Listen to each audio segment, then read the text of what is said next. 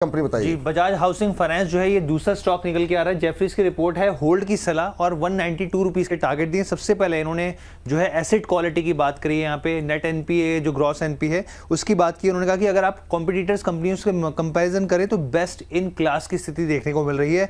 अगर आप एयूएम की बात करेंगे यहाँ पर तो FY26 से लेकर 29 के बीच में कंपाउंड एनुअल ग्रोथ रेट 23% की हो सकती है। यहाँ पे भी पीयर्स के मुकाबले, कॉम्पिटिटर्स के मुकाबले एक बेहतर स्थिति जो है साफ तौर पे दिख रही है।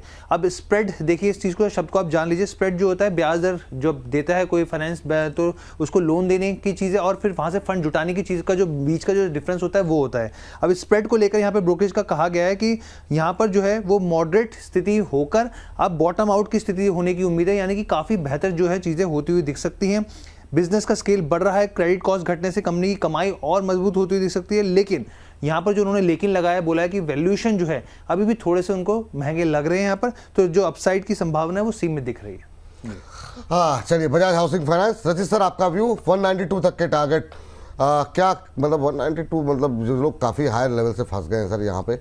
आईपीओ के टाइम से ही बहुत लोगों की पोजीशन बनी हुई है, आईपीओ के बाद लोगों ने लिया, काफ़ी उम्मीदें थी। अभी क्या करें, जेफरीज की इस रिपोर्ट से कुछ बदलेगा? सर ये 192 के टारगेट के साथ भी सीमित अपसाइड की बात कर रहे हैं सर, यहाँ से मतलब काउंटर। हाँ, यहाँ से तो डबल, मतलब क्या मतलब। हाँ ये बड़ा हैप्पी क्योंकि सर देखिए कंपनी लेटली इम्प्रोवाइज कर रही है। अगर आप देखें जिस तरीके से पूरी सिचुएशन बनती हुई दिख रही है, अगर नंबर्स भी हम देखें, क्योंकि सर ये जिस कैटेगरी में है ना, 100 बिप्स भी अगर इम्प्रूव होता है मार्जिन तो एक बड़ा हम इम्प्रूवमेंट मानते हैं। डेफिनेटली लोअर लेवल से एक सस्टेन मूवमेंट देखने को मिल रहा है। ये कहना थोड़ा सा सही रहेगा कि worst is behind us, but 192 का लेवल आप मान के चलें कि एटलीस्ट इसके लिए 2 से 3 तिमाही आपको लेके रखना होगा। एक छोटा सा सप्लाई पॉइंट है जो रिसेंट टाइम्स में हमने डिस्कवर किया था 124 का, उसको क्रॉस करेगा, फिर 168 का, उसको क्रॉस करेगा, फिर ये लेवल आएगा।